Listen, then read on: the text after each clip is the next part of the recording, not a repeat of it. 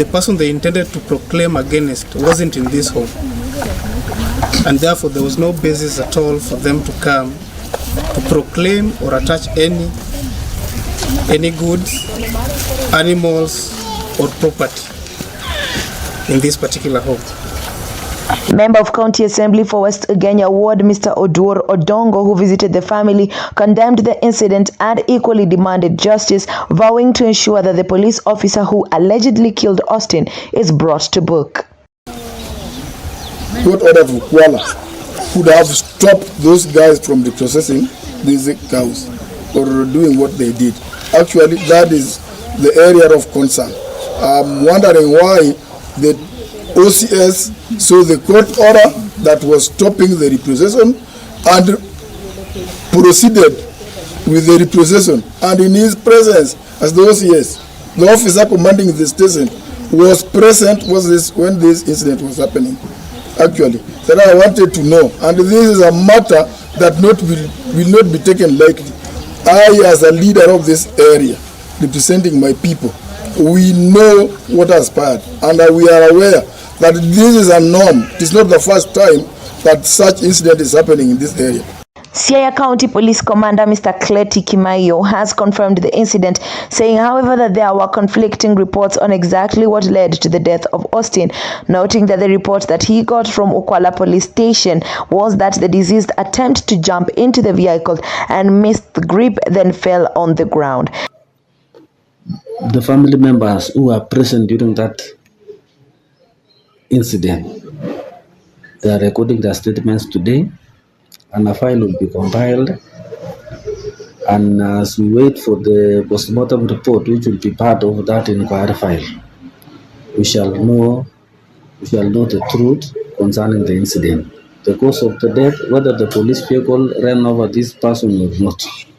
Consolata Chibalonza, EBN TV. Thank you, Chibalonza, for that report. Now, the government has announced the release of 31.3 billion shillings to the State Department of Basic Education. The breakdown is 4.47 billion allocated for Term 1 of free primary education, 7.6 billion is capitation for Term 1 of junior secondary schools, and 2.8 billion for school examinations and invigilation fees, as well as 16.2 billion for free day secondary education. This comes as long queues at bookstores and uniform shops are being witnessed in different parts of the country ahead of the reopening of schools next week. Now, parents continue to lament over the high cost of living and have expressed fears that their children would be sent back home over lack of complete school fees. Meanwhile, some parents are raising the alarm over failure of release of bursary checks. Makes me worry and wonder is about how these poor parents are being made by desks. In every grade 1 intake, a parent is told to come with a desk. And when you bring a desk, a little desk which is chargeable, you are told to take the desk back home and bring cash money. The cash money which are never received. And this matter is most rampant in Nakuru City. Unakuta mzazi anaambiwa 24,000 shillings. Mahesabu sijui inatoka wapi. Kiti, sijui nini. Inakuja 24,000 shillings. But all the same naambia waziri that things are not good here. Wazazi wanaibiwa pesa. Money is being extorted. Iko juu. Nimenunua 11,000. Sasa kwa moja na pia ni kama 12,000 sasa ijamalizia, kuna singine nimenunua bado. Sasa pin matrosa hivyo. Turnout for customers, parents are very low compared to other years that we have been doing business. We attribute this to a few things. One, the times are hard, and secondly, the introduction of fees or the increment of fees. For example, day schools were very free. Mimi nakuomba mheshimiwa Simbalati, tunakuomba tupatie pasali. Tunakuja hapa asubuhi, tunaambiwa ati pasali inatoka saa 2 na saa hii ni saa 5. Tunakuomba tupatie pasali, ya njaa inatuuma. Watuonee huruma, kwa maana kuna kazi zingine tunawacha nyumbani, kuna majukumu tunawacha nyumbani yale tunastahili tufanye, lakini sasa tuka hapa kuongoja forms ya pasali. Tunaendelea kumaliza muda bila kuona matokeo. Bui tumeshangaa kupata watu wengi kwa ofisi wakihitaji partial reforms ambazo waliona kwa mitandao na governor alitangaza katika media kuwa zitatolewa kuanzia tarehe 1st. Kafikiria watu wakaona tarehe 1st kulikuwa public holiday. Leo watu wamejaa kwa ofisi wanahitaji pasa reforms. So nilikuwa namuomba mheshimiwa governor kama inawezekana hata ikiwa ni leo atuletee hizo pasa reform tusaidie watu, ndio kwa sababu yeye ndiye aliongea on medias. So nilikuwa naomba wananchi msamaha kitu ya kwanza. Halafu tena nimwambie governor kwa uzuri si kwa ubaya. Governor, na kuomba kwa hisani yako, unapotoa taarifa ambayo inahusisha mwananchi, unafaa kufikiria vizuri kabisa. Ujue tarehe 1 hiyo ambayo ulikuwa unatangaza basi zinakuja. Sasa wananchi wako hapa na shida, niwaambie namna gani. At least 200 suspected Mungiki sect members arrested in Nyeri during a swoop on the eve of the new year were arraigned before a Nyeri court. The suspects were netted during an operation to weed out followers of the former Mungiki sect leader Maina Njenga, who has in recent times been facing various charges in local courts. Due to their large numbers and their interest in the case, their arraignment was relocated to the Central Police Station. By 2 p.m., sections of the police station were converted into courtrooms to accommodate the 297 men who appeared before senior resident magistrates Maslin Lubia and Matthias Okuche. Outside the police station, families of the suspects milled at the gate and were forced to follow the proceedings from the fence and the gate after police cordoned off the area. According to their charge sheet, the suspects, who are between the ages of 19 and 64 years, were charged with engaging in organized crimes activity contrary to Section 3A as read with Section 4.1 of the Prevention of Organized Crimes Act.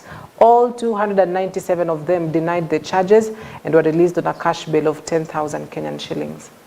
Sisi tumepewa jukumu la kukuja kwanza kuhakikisha kwamba haki inatendeka. Hilo ndio jambo la kwanza ambalo jukumu la kwanza ambalo tumepewa na wanaazimio. Jambo la pili, tumeweza kuongea na officers na wametueleza ya kuwa watapeleka wale watu pale kotini ambayo imetengenezwa hapa katika police station na watachajiwa, lakini bado hatujaweza kujulishwa mashtaka ambayo wataweza kupatiwa au kuface. So tunagojea upande wa prosecution ukuje ndio utupatie mashtaka ambayo wale watu wote wameshikwa wanachajiwa nazo. Kutoka hapo tutafanya kazi yetu kama mawakili, tutawarepresent na najua haki itatendeka. Interior Cabinet Secretary Professor Kithure Kindiki has said the government through his ministry is committed to ending livestock theft in the counties of Isiolo, Marsabit and Meru. In his visit to the Mulango area in Isiolo County when he was recovering the camels that were recently stolen and recovered from bandits, Kindiki promised to initiate an operation to end crime in the areas of the eastern region that is facing livestock thieves that have been threatening security in the area. Those areas, Kindiki added, that bandits will have nowhere to hide because the government is strengthening its efforts to control livestock theft. He also specified that no innocent citizen will be harmed by the operation. Wewe ni chief, assistant chief, wewe ni afisa wa utawala na umevaa uniform ya taifa ya Kenya ya kulinda wananchi. Na mahali wewe unatawala, wakora sugu ambao wameua watu na kuchukua mali yao wako hapo na mali ya wenyewe na usemi. Haitawezekana wewe na mkora kukaa pale. Kwa hivyo tutakutoa kwanza, ndio utoe uniform kwanza, tukustaki, tukufute kazi, alafu tubaki na ule jambazi peke yake, tutamalizana na yeye. Na vile vile wewe ni chief, assistant chief, na unafanya kazi nzuri. Wewe ni county commissioner, wewe ni ACC, na unafanya kazi nzuri. Unasaidiana na wale ambao wanahusika, sisi zote, mifugo inapatikana, wakora wanapatikana, wale ambao wameumiza wananchi. Tutakupandisha cheo, tutakupatia national honors, na tutatafuta pesa tukupatia hadharani kama zawadi ili tukuweke motisha wale wengine wakae kama wewe. Niko hapa kutoa hakikisho kwamba mifugo wote ambao wameibiwa kutoka sehemu hii tutawatafuta, tutawapata, tutawarejesha kwa wenyewe. Wale watoto na vijana wanatuumiza hapa, hawatafuti ng'ombe ya mahari, wanakuja na kuua watu wetu hapa na kuchukua mali yao kama njia moja ya biashara kubwa ya mifugo ambayo inaendelea katika taifa letu la Kenya, ambayo inahusika na watu ambao wanauza mifugo ya wengine na wale ambao wanafadhili hiyo biashara na wale ambao wananunua bunduki haramu na risasi kupatia hawa vijana ili waende wakatekeleze uhalifu. Hatuwezi kuwa na Kenya ambayo wananchi wachache wanaumiza wananchi walio wengi na kuwafanya maskini, kuchukua mali yao. Ngamia moja ni bei ghali. Na je, ngamia 200, ngamia 100, ngamia 300? Na wezi wa mifugo ambao wanatusikiza, ambao wamezoea operation ya mwaka moja, operation ya miezi 6, operation sijui ya siku ngapi. Safari hii ile operation tunaleta huku ya operation ya milele aishi. Tumeamua kama serikali ya kwamba hiyo operation ya kumaliza uhalifu tutaileta hapa katika mkoa wa Mashariki, sehemu ambazo zimeathirika, ikiwa sehemu ya Meru North, sehemu ya Isiolo, sehemu ya Marsabit, na tushikanishe operation hii ambayo ni ya sehemu hii ya eneo la Mashariki. Embakasi East MP Babu Owino is confident that they will win the case between the Kirima family and the residents of the Njiru area over the Kirima family land ownership. Owino has said they expect to return to court on the 25th of January and has asked residents who are victims of the disputed land not to be afraid and not to give any payment to the Kirima family until the case is completed. Thank you very much. I'm Babu Owino, Member of Parliament for Embakasi East constituency. Today, I'm here to talk about the Kirima land scandal or the Kirima land saga. If the law is written against us, we shall argue facts. When the facts are manipulated against us, we shall argue the law. When both the law and the facts are tilted against us, we shall argue public interest. For there are two things which are superior to both the bad laws and the twisted facts, and these are morality and public interest. Fortunately, in our circumstance, the law is on our side, facts are on our side, and so are both morality and public interest. To the Kirimas, we shall defeat you. To the Kirimas, we shall conquer you, as expressed in the spirit of the Latin maxim, which states that salus populi suprema lex, which means that the welfare of the people is the supreme law. The Kirimas have been issuing offer letters to my constituents in Embakasi East and Kasarani constituencies, and I want to advise my people, just as I told you before, that there will be no demolition, there will be no eviction in Embakasi East and Kasarani constituencies. Stay put, relax, because the court decisions are not yet out. We want the court to determine the true owner of the land between Domenico's family and the Kirimas family. And this case is before a competent court of law. We are going back to court on the 25th day of January 2024, this month. And there's another order which was issued the other day that is compelling the Kirimas not to undertake any transaction within the said land up to the 7th of February, when another order shall be issued. And therefore I want to tell my people that these letters that you are being issued, these letters that you are being given by the Kirimas, assume those letters. A section of leaders from the Azimio coalition within the Western region have expressed their anger over the recent remarks by President William Ruto undermining the independence of the judiciary. Speaking after the final of the Bumula Cup, the leaders slammed the president for his speech, saying that they would not accept the head of state to interfere in the functioning of the court, and further asked the president to respect the Constitution of the Republic of Kenya in equality with the citizens and not to interfere with the independence of the court. Angalia sasa kikombe ndio hiyo, kapteni anakabidhiwa kikombe. Umwami karusi anosindu mwali mmanya murisi Azimio na mwezi Kenya kwanza. Kabla sicha tuko na UDA hapa, tuko na Ford Kenya. Mheshimiwa wa mboka nyalakalia wote kalikario. Ni mimi ninashangaa. Baada ya Muliro kupigania mambo ya uhuru na demokrasia Kenya, Wamali wakakuja wakapigania demokrasia Kenya. Tumetawala katika mfumo wa vyama vingi tangu 92. Tumepata ukatuzi 2012. Alafu juzi Ruto anasema ati koti ipende isipende atatawala vile anataka. Ngo si Kenya.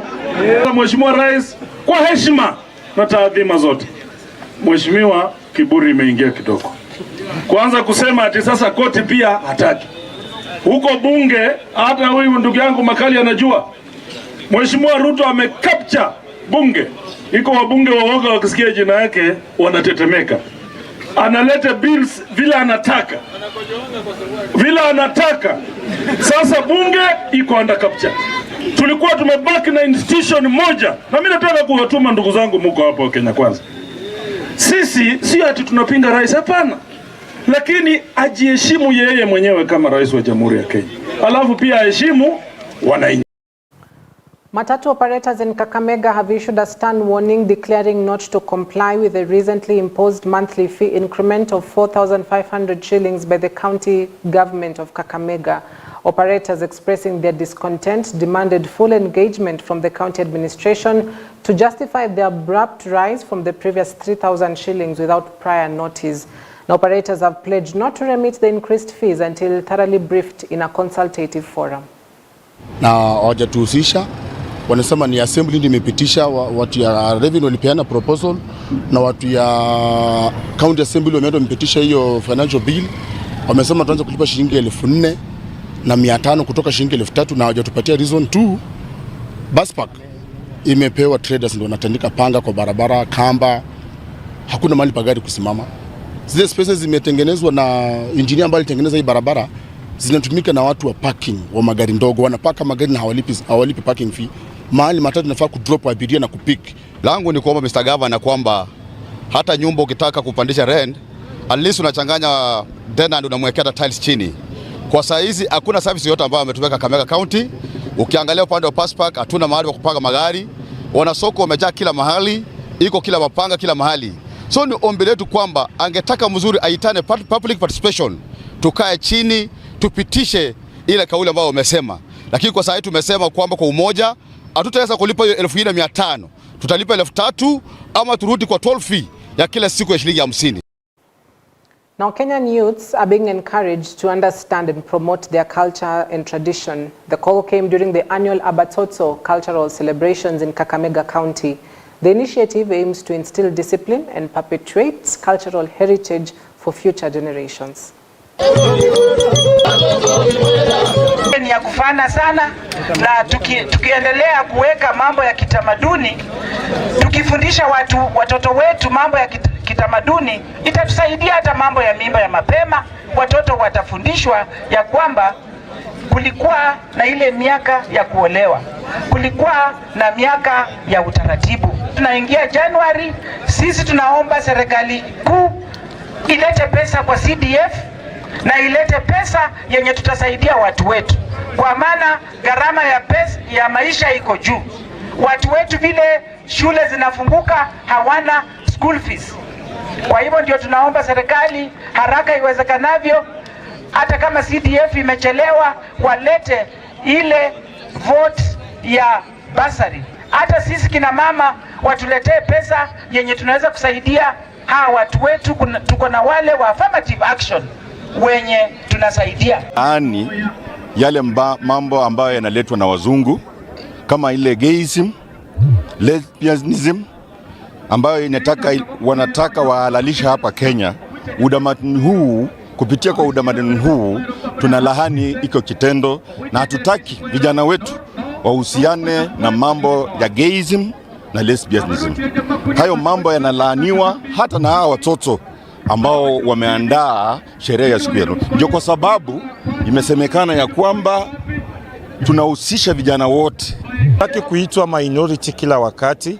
Tunaweza jitokeza na tukasimama, tukastand out kama jamii na tukaweza kufanya mambo yetu kwa pamoja. So leo kama jamii ya watoto, sisi tunatangamana, tunatoka, unapata kuna watoto wenye Okodorambi na wale wako na Vaholo, tunakuja pamoja na tunafanya mambo yetu kama jamii ya watoto. Waluya wako united, wana umoja. Waache mambo ya kusema mwanasiasa akisimama hapa ndio umoja umeingia ama umaarufu wa sherehe fulani. Mwanasiasa ni mtu ambaye anagonganisha watu.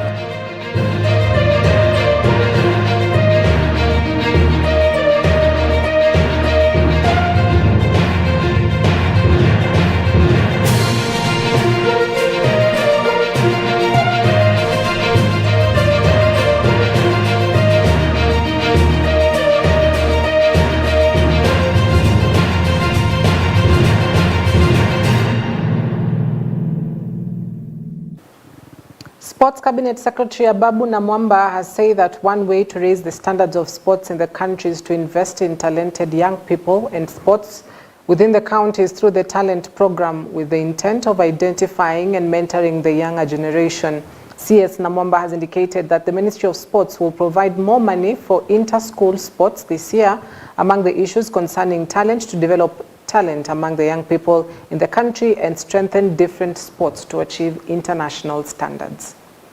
Na serikali yetu ya Kenya Kwanza kupitia Wizara ya Michezo imeamua ya kwamba njia ya pekee ya kuinua michezo hapa Kenya, nambari moja ni kuwekeza katika vijana, investment in our youth. Pili, mashinani. Lazima tupeleke michezo mashinani, tuwekeze mashinani, na ndio sababu michezo kama hii tunayoshuhudia hapa ni muhimu zaidi, kwa sababu inatupa fursa ya kutambua talanta mashinani. Na mpango wetu wa Talanta Hela una malengo matatu: tambua talanta, noa talanta, alafu geuza talanta iwe pesa mfukoni. Na kupitia mpango huo sisi tutafanya kazi kwa karibu zaidi na viongozi, waheshimiwa wabunge, magavana na viongozi wengine kuhakikisha kwamba tunainua talanta katika pembe zote za taifa. Na hata mwaka huu tutawekeza kiwango kikubwa zaidi cha fedha katika michezo ya shule. Na tulianza kutambua talanta kupitia hizo shule. Tulichukua vijana 2,000 tukawapeleka kwenye Kenya Academy of Sports. Hao vijana ndio wamehusika kwenye Talanta Hela Intercounty Tournament. Hao vijana ndio wametusaidia kujenga timu za Junior Stars, Under 17, Under 19, Under 20, hata Under 15. Hii timu ambayo tumeshuhudia kule Kisumu na Kakamega ya Sekafa Under 18. Vile vile ni timu ambayo tulitambua kupitia njia hiyo. So tutaendelea na safari hiyo ya kutambua talanta kupitia shule na pia kupitia vilabu vya kijamii.